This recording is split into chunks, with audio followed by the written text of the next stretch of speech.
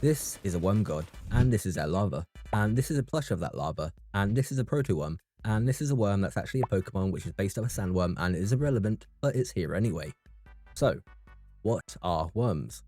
Before we can answer that question, we must answer another. What were worms before they were worms? The answer is proto-worms. These proto-worms lived in the depths of a gas planet called Fundament and seemed more akin to gigantic whales than whatever these can be compared to.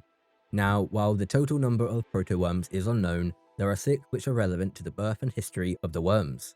They are Akka, the Worm of Secrets, Air, the Keeper of Order, the Ever Hunger, Zol, Will of the Thousands, Yule, the Honest Worm, and finally Zeta, the Nurturing Worm, their mother.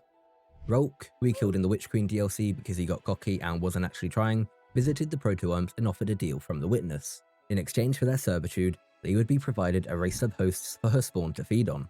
Zeta agreed, and she was taken by Rolk to his pyramid, where he would create living worm segments from her body, referred to as worm larvae or just worms. These larvae could be implanted into a host, giving them access to the sword logic, which crudely means that by killing your enemies, you prove you are stronger and become stronger. As a result of this deal, the proto-worms became infatuated with the sword logic and began slaughtering each other, resulting in all but a few to survive.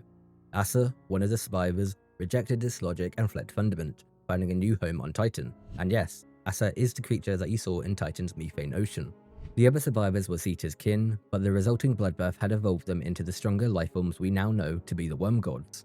Sometime after this evolution, 3 krill siblings called Orash, Sapona, and Zero would dive deep beneath Fundament in search of power, guided by the corpse of one of the original worm larvae that Rolk created.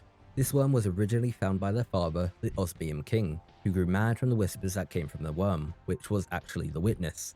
The krill would be greeted by Yol, the Honest Worm, who offered immortality and power in exchange for them forming a symbiosis with their larva. Basically, let them in your body and feed them with the sword logic.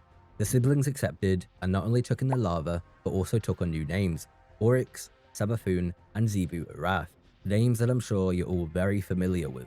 This evolution would warrant a new name for their race. No longer were they the feeble and weak creatures known as the krill, now they would be known as the Hive and would live for eternity as long as their worms remained fed. The royal krill turned hive gods would then return to the floating shard they call home and offer larvae to the rest of the krill and kill those that refused.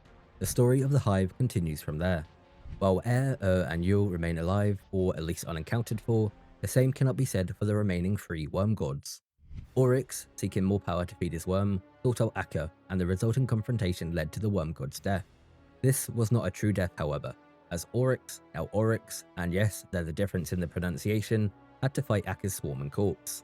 Oryx was once again victorious and would eventually use part of Akka's body to create his dreadnought, resulting in Akka's true, final death.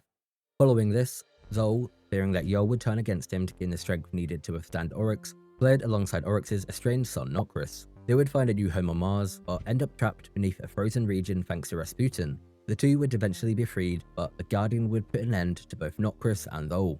But like with Akka, this death was not a true death. Zol would test the Guardian with 3 former enemies of humanity, now resurrected as his taken champions: Urzoc, Balesta Ark, and Drevis. Once the Guardian proved themselves worthy, Zol transformed into the Whisper of the Worm to feed off the Guardian's kills.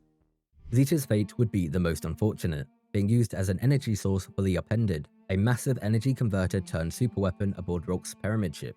Upon Rolk's death, Zeta would show no signs of life, being either dead or catatonic. And that is the story of the worms, what they were, what they became, and how they died. Thank you for watching, have an amazing day.